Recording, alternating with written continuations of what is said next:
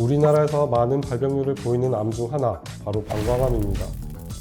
방광암은 대개 초기 증상이 거의 없거나 미미하여 많은 사람들이 방광암을 조기에 발견하지 못하고 늦게 진단을 받는 경우가 많습니다. 그렇다면 방광암, 우리는 어떤 신호를 주의 깊게 살펴야 할까요?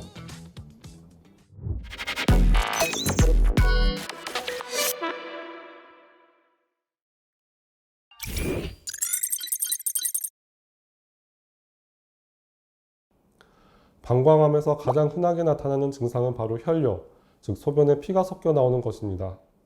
많은 분들이 소변색이 선홍색이나 갈색빛으로 변했을 때 피가 섞였나 하고 놀라시는데요. 사실 방광암 환자의 80% 이상이 이런 통증 없는 혈뇨를 경험하고 병원을 찾습니다. 그런데 주의할 점이 하나 있습니다. 눈으로 보이지 않아도 소변 검사에서만 적혈구가 나오는 경우, 즉 현미경적 혈뇨도 중요한 신호일 수 있습니다. 이럴 때 피곤해서 그런가 보다 하고 넘기면 진단이 늦어질 수 있기 때문에 꼭 비뇨의학과를 방문하셔야 합니다. 혈뇨 외에도 배뇨 습관의 변화가 생길 수 있습니다. 예를 들어 갑자기 소변을 자주 보게 되거나 소변이 마르면 급하게 화장실에 가야 하는 증상, 또는 소변 볼 때 찌릿한 통증이 느껴진다면 이 역시 방광의 이상을 알리는 신호일 수 있습니다. 이런 증상들은 방광염 같은 흔한 질환과도 비슷할 수 있어서 간과되기 쉽지만 특히 중년 이상의 나이에 흡연력이 있는 분이라면 꼭 한번 검사를 받아보셔야 합니다. 간혹 환자분들 중에는 소변에 피가 잠깐 보이다 말았어요 하고 그냥 넘어가시는 분도 계신데요. 잠깐 피가 보였다가 사라졌다고 해서 안심해서는 안 됩니다.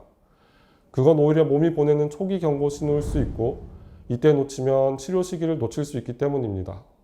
방광암은 조기에 발견하면 치료가 잘 되는 암입니다. 그래서 증상이 애매하더라도 이상하다 싶으면 한 번쯤은 비뇨의학과에서 확인해 보는 것이 중요합니다. 먼저 방광암이 의심되어 병원을 찾으셨다면 소변검사, 요세포검사, 방광내시경 검사 및 복부 CT나 MRI와 같은 영상검사를 시행합니다. 소변검사를 통해서 소변에 피가 섞여 있는지, 염증이 있는지 또는 감염의 흔적이 있는지를 확인하게 되죠. 요세포검사는 소변 속에 암세포가 섞여 있는지를 현미경으로 확인하는 검사인데요. 간편하면서도 방광암 진단의 중요한 단서가 될 수 있습니다. 그리고 방광암을 정확히 진단하기 위해서는 반드시 필요한 것이 방광내시경 검사입니다. 이는 작은 카메라가 달린 기구를 요드를 통해 방광 안으로 넣어서 방광벽에 혹이 있는지 직접 눈으로 확인하는 검사입니다.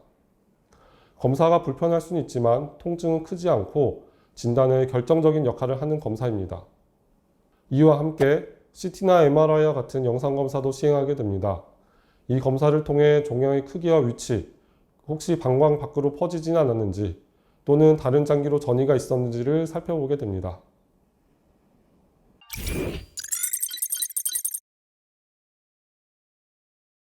방광암은 누구에게나 생길 수 있지만 특히 위험이 높은 고위험군이 있습니다. 가장 잘 알려진 위험 요인은 흡연입니다. 흡연자는 비흡연자에 비해 방광암에 걸릴 확률이 3배 이상 높아집니다. 담배 속 발암물질이 몸을 돌다가 결국 소변으로 배출되는데 이때 방광점막에 지속적으로 노출되면서 암이 생길 수 있습니다. 그래서 오랫동안 담배를 피웠거나 이미 끊었더라도 흡연력이 있는 분들은 정기적인 검사가 권장됩니다. 그 다음은 직업적 노출입니다. 특히 염료, 페인트, 고무, 가죽, 석유화학 제품 등과 관련된 작업을 장기간 해온 분들, 예를 들어 공장근무자, 도장공, 택시나 트럭 운전사 등은 방광암 발병 위험이 높아질 수 있습니다.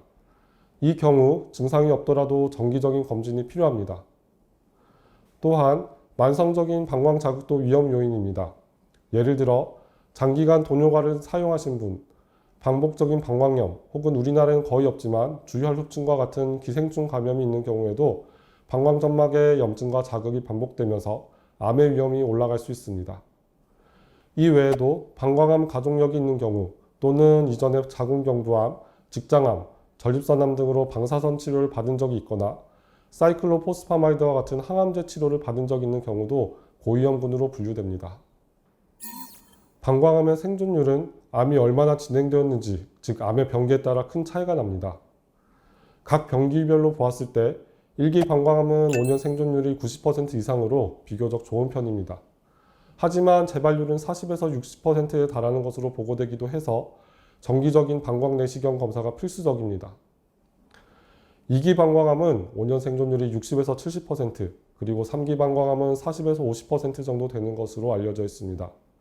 그리고 림프절이나 다른 장기에 전이가 있는 4기 방광암의 경우에는 5년 생존율이 5에서 15% 정도로 매우 낮은 편입니다. 따라서 정기적인 검진과 조기 진단이 생존율을 높이는 가장 중요한 열쇠입니다.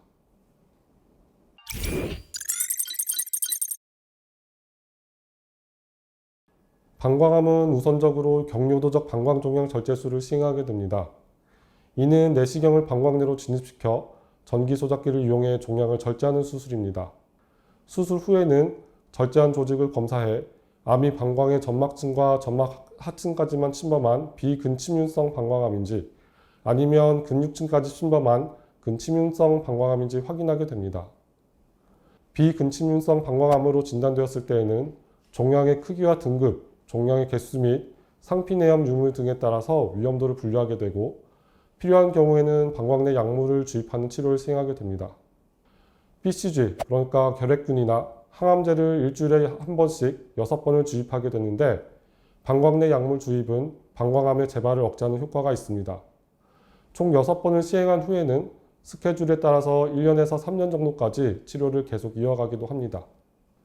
방광의 근육층까지 침범한 근침윤성 방광암은 방광암 2에서 3기에 해당하고 항암 치료 후에 방광 전체를 제거하는 근치적 방광 절제술을 시행해야 합니다. 방광 전체를 제거한 후에는 소변을 배출할 수 있는 새로운 길을 만들어줘야 합니다. 이것을 요로전환이라고 하는데 예를 들어 소장 일부를 이용해 인조방광을 만들거나 복부에 요루라고 하는 소변 주머니를 설치하는 방식들이 있습니다. 그리고 방광암이 다른 곳으로 전이가 된 전이성 방광암의 경우에는 수술보다는 전신 항암 치료가 중심이 됩니다. 기존에는 시스플라틴 계열 항암제가 주로 사용되었지만 최근에는 면역 항암제, 항체 약물 접합제 등 새로운 치료 옵션도 도입되어 생존율이 개선되고 있습니다.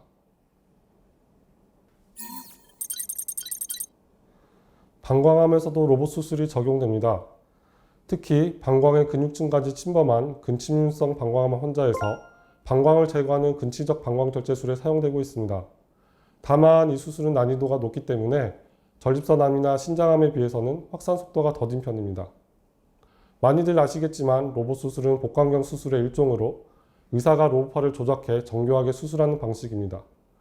고화질 3D 카메라와 미세한 손동작이 가능하기 때문에 출혈이 적고 절개 부위가 작으며 회복이 빠른 점이 장점입니다. 방광암 수술에서는 방광과 주변 림프절을 절제하는 것 이외에 인조방광이나 요루를 만드는 전체 과정을 로봇으로 시행할 수 있는데 이 술기는 일부 대학병원에서만 시행되고 있습니다. 물론 로봇 수술이 모든 경우에 반드시 더 나은 결과를 보장하는 것은 아니며 환자의 상태나 해부학적 특성, 이전 수술 이력 등에 따라 개복 수술이 더 적합한 경우도 있을 수 있습니다. 따라서 수술 방법은 의료진과 충분한 상담을 통해 결정하게 됩니다.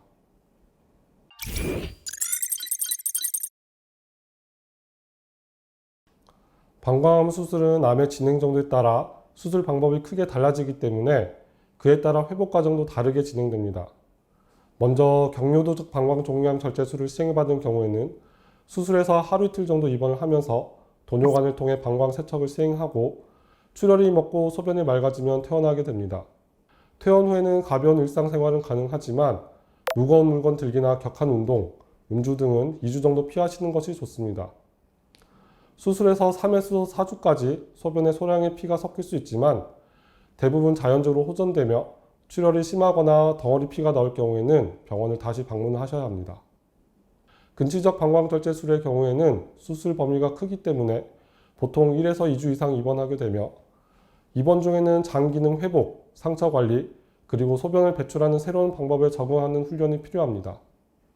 인조방광을 만든 경우에는 소변을 참거나 조절하는 기능을 훈련해야 하고 필요한 경우에는 자가도뇨를 해야 할 수 있습니다.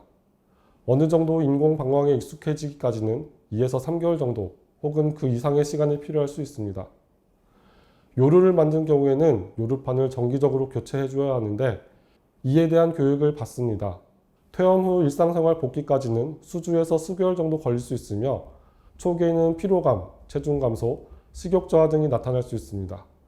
이런 증상은 대부분 시간이 지나면서 호전되며 충분한 영양 섭취, 수분 보충, 가벼운 운동의 회복에 도움이 됩니다. 어떤 수술을 받았든 방광암은 치료 후에도 재발 가능성이 높은 암이기 때문에 지속적인 추적 관찰과 정기 검진이 꼭 필요합니다. 네, 방광암은 수술을 잘 받았다고 해도 재발 가능성이 있는 암입니다. 비근침윤성 방광암, 즉 초기 방광암의 경우에는 수술 후에도 재발률이 높아서 지속적인 추적 관리가 반드시 필요합니다. 실제로 비근침윤성 방광암은 수술 후 5년 이내에 약 40에서 60%가 재발할 수 있다고 보고되고 있습니다. 다만 조기에 발견하면 대부분 다시 내시경 수술로 제거할 수 있기 때문에 정기적인 방광 내시경 검진이 매우 중요합니다. 치료 후에는 보통 3개월 간격으로 내시경 검사를 시작하고 경과에 따라 검사 간격을 점점 늘려가게 됩니다. 그리고 근치적 방광절제술, 즉 방광 전체를 제거한 경우에도 암이 신우나 요관 같은 요로 상부, 요도, 다른 장기에 재발할 수 있습니다. 특히 요관과 신우는 방광과 같은 요로 상피세포로 구성되어 있기 때문에 방광암 병력이 있던 환자에서 상부 요로암이 생길 위험이 일반인보다 훨씬 높습니다. 또한 일부 환자에서는 림프절이나 뼈, 폐 등으로 암이 재발할 수 있기 때문에 수술 후에는 혈액검사, CT와 MRI, PET-CT 등의 영상검사를 포함한 정기적인 추적 검사를 하면서 추적 관찰을 해야 합니다.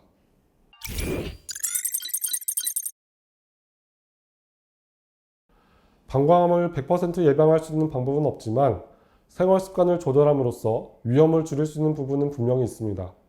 특히 흡연과 식습관, 수분 섭취, 직업적 노출은 방광암과 밀접한 연관이 있습니다. 가장 중요한 예방 습관은 바로 금연입니다. 담배는 방광암의 가장 강력한 위험 요인으로 흡연자는 비흡연자에 비해 방광암 발생 위험이 3배 이상 높아집니다.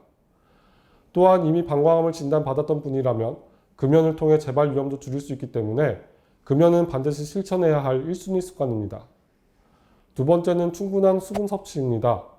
물을 자주 마시면 소변이 자주 배출되어 방광 안에 발암 물질이 오래 머무르지 않게 되고 그만큼 방광 점막이 자극받는 시간도 줄어들게 됩니다. 하루 1.5에서 2리터 이상의 물 섭취를 권장드리며 특별한 신장 질환이 없다면 의식적으로 물을 자주 드시는 것이 좋습니다. 그 외에도 고무, 염료, 페인트, 석유화학 물질 등을 다루는 특정 직업군에서는 화학 물질에 의한 장기적 노출을 피하는 것이 중요합니다. 보호장비 착용, 환기 등의 기본적인 작업 환경 관리가 필요합니다. 그리고 방광암은 다른 암과 마찬가지로 조기 진단이 가장 중요하기 때문에 혈뇨 소견이 있을 때는 비뇨의학과에 내원해서 검사를 해보는 것이 필요하겠습니다. 방광암은 초기에 발견하면 생존율이 높고 치료가 가능하기 때문에 조기 발견이 가장 중요합니다. 따라서 정기 검진을 통해 위험 신호를 놓치지 않도록 해야 합니다. 오늘 말씀드린 방광암의 위험 신호와 예방 방법을 잘 기억하시고 정기적인 검진을 통해 건강한 삶을 이어가시기 바랍니다. 감사합니다.